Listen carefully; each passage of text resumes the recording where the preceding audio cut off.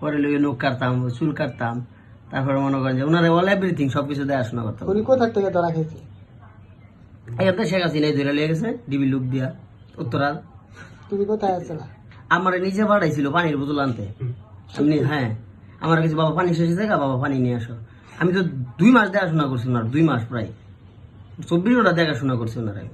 খাবার দাবার সালাউদ্দিন, এখন যে স্বরাষ্ট্রমন্ত্রী হয়েছে সালাউদ্দিন আহমেদ। তোমার দেখলে চিনবো? চিনবো মানে আমার বাবা কইব, কইব বাপ।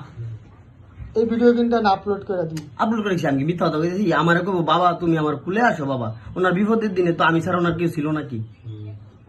তাহলে কি ওনার দেখাশোনা করছি আমি, সবকিছু করছি আমি।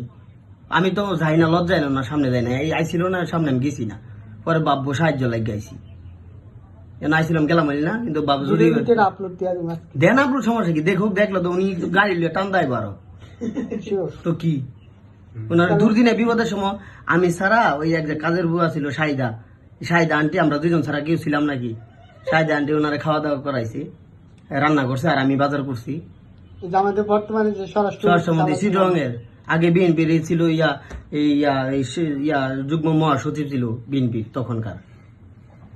পরে শেখ হাসিনাই দুইরা নিচে আনতে তুমি সালাউদ্দিন এই তাবি দেওয়াল, এই যে আব্দুল মিন্টুর ফুল আছে তাবি দেওয়াল আইসা রাইখা গেছে আমার, নিজে আমার তো বুঝাই দিয়া গেছে, এই ছেলে ওনার দেখাশোনা করবা, কি লাগে সব দেখবা, কোন রকম কোন প্রবলেম যেন না হয়।